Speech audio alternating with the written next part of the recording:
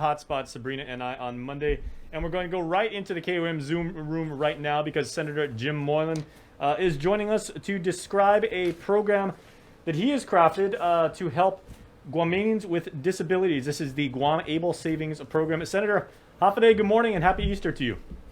Happy Easter. Good morning, Jay. Good morning, Bree. Congratulations. Congratulations. You got a bill signed into law, and this is actually something that you had introduced to kind of follow up on another law that was enacted in 2018, right, by Senator Dennis Rodriguez. But I guess it didn't have the teeth, I guess, I'm not sure, to actually move into full implementation. So that's where your bill, now a law, comes into play. So if you could kind of just walk us through the Guam Able Savings Program and how this is going to work. Yes, that's right. So it actually is law now. We did some corrections. There were some technical flaws in the last public law for this program, but now it's Public Law 36-90, which I was the sponsor, and I'm glad to have my co-sponsors there, Senator St. Augustine and Senator Shelton and Senator Duane as well. And you mentioned, Bree, it's the ABLE Act, Able Savings Act. And ABLE stands for Achieving a Better Life Experience, and that's really for those with our disabilities. And the program is a national program that actually goes back to 2014. And through the original law from Senator then Dennis Rodriguez, we enacted it on Guam in 2018, like the end of that term back in December. But there were some technical flaws. The agency assigned to administer this program wasn't able to get it off the ground. And then there was some funds necessary to get the program going, which was the original the bill 24736 that moved this forward to now public law. And so we corrected those things. And I had to say it's because of our dealings or through the conversations we've had with Ben Servino, the prior district director there, who brought this to our attention and said, hey, this is a great program. You know, we just got to get it off the ground. I was thinking, Senator, because dealing with any matter of Guamanians with disabilities, you know, the now retired Ben Servino, but he still continues to work. Certainly, he would have his footprint on this somehow, and in very positive ways. Absolutely. So I told him, I'm going to keep you close. You got to tell me everything else that we need to get done to help our folks here on Guam. But I'm very thankful now it's got going. I thank the governor there for her signature into law. Now friends and families can contribute into a savings program that will not harm or take away any of the benefits of those with disability that are receiving those disabilities, like the SNAP program, Medicaid, or food stamps. So presently, without this being into law, if the individual was able to earn funds above what's the cutoff limit, then they are removed from the federal programs little by little.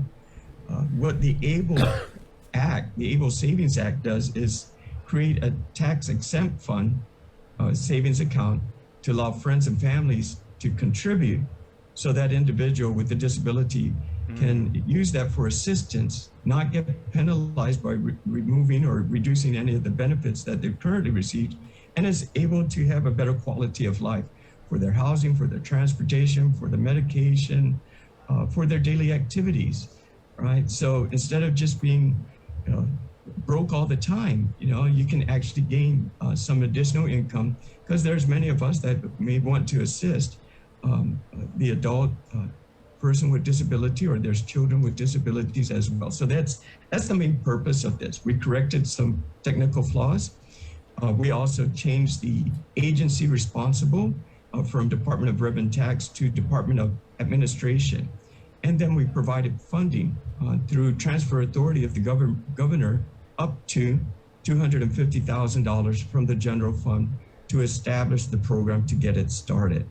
And the program per the public law should be able to receive money by October of this year.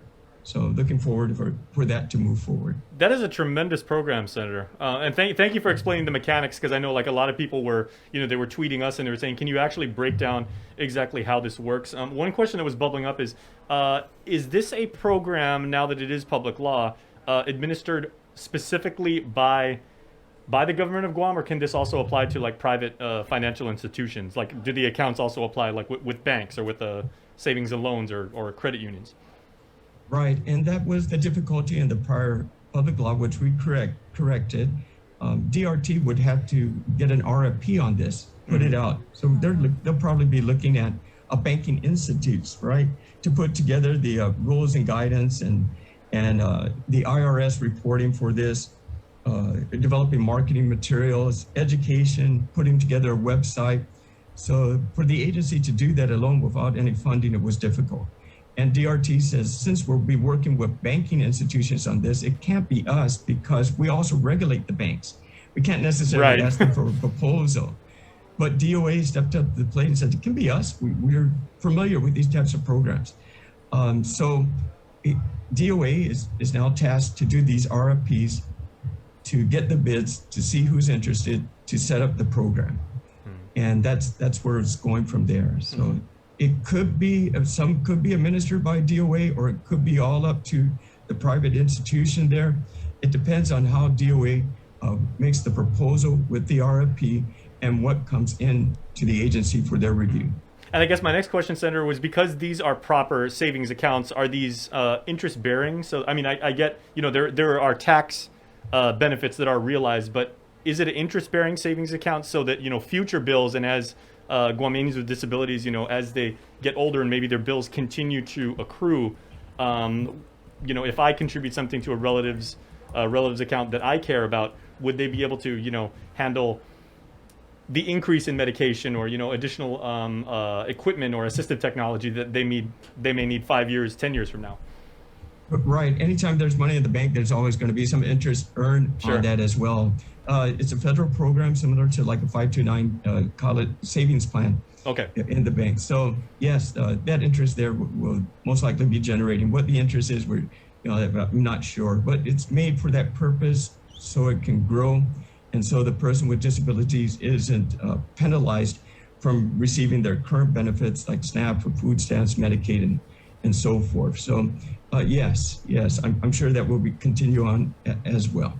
All right. What are some of the eligibility criteria to be able to participate in the program, other than being disabled?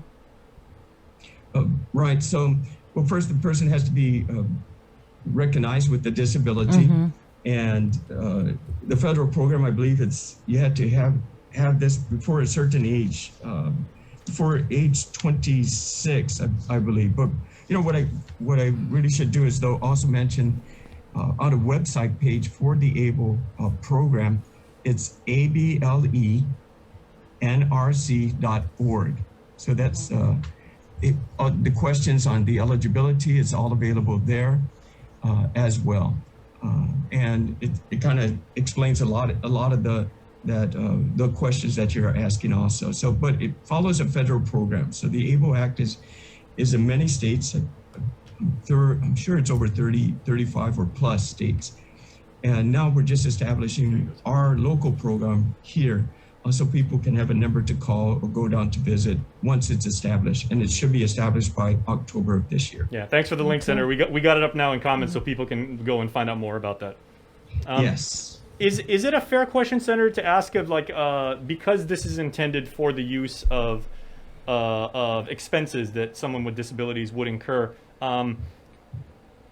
how can people make sure that people don't inadvertently draw down from that account, or say, because this happens all the time, people have access to the account and the grandson winds up tapping it, or somebody just says, oh, I need, times get tough. Is it specifically for the intent of the person listed on the account?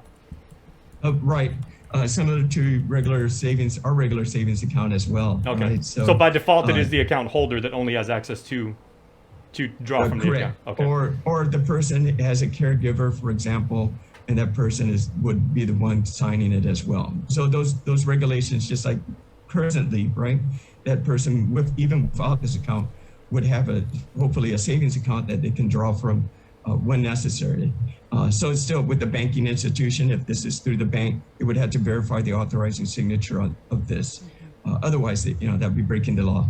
Sure. So the same safety measures are in place for that as well. All right. I kind of wanted to know, where did you come up with the $250,000 figure as being the amount that was needed for it to start up? Right. So one of the concerns Department of Urban Tax brought to the table when we were drafting the bill was, the legislature gives these extra taskings to you, but they never provide you with additional capital to fulfill the mandate. So what this bill does is you're setting up a little banking institute, right? Mm-hmm. It's going to be fees involved for the initial startup, fees for drafting the proposal. How is this going to work out? You have to make sure that our Guam law or the requirements that they have for this program here locally and match with the federal program as well. Then you had to make sure you're in compliance with the IRS. There are regular IRS reportings that you must do as well. Somebody has to do that too. You had to put out that RFP. You had to draft that RFP, and then if all gets well and they select the company, then the marketing plan starts. You had to set up a section in the office, or you're using an institution there to do that. Then you had to do the education and provide these resources so people understand what the program is about, so they can start having the friends and family deposit into it. If we don't get the word out to the people, then why do the law? So there's a lot into it, and they probably want to do their own website too. And it's continuous growth, and you had to keep on growing this so more people can understand.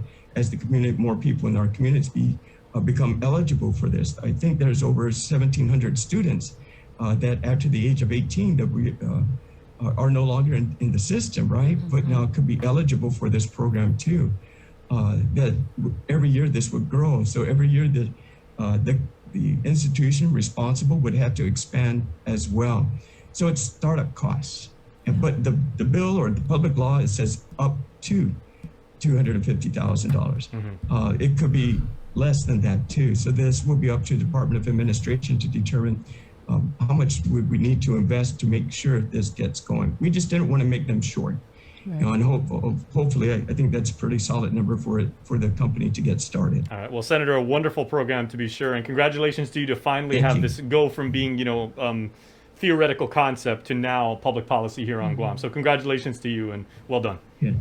Thank you. And again, I want to thank Ben Servino for his participation in this and really making sure we get it done. He was on the phone pushing us and providing all the information that we needed to, and he was there for us. And of course, our colleagues, it was a unanimous decision there to move it forward, and for the governor signing this into law. So it's for the people of Guam, and I'm happy we can do this so that they can have a better quality of life through the helps of the friends and the family, which we do so good here on Sure. Guam. Ben's got the brightest smile on Guam, and we know that. So he's smiling a little bit bigger today, knowing that this is past. So, Senator, we wish you and your family and your team down there a very happy and blessed Easter. Thank you for your time. Happy Easter to you, and also good luck today at 9:00 for session.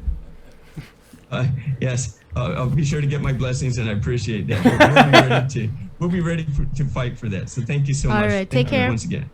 Okay. So that is interesting, Bree. So once again, if you want to check that out, that is ABLE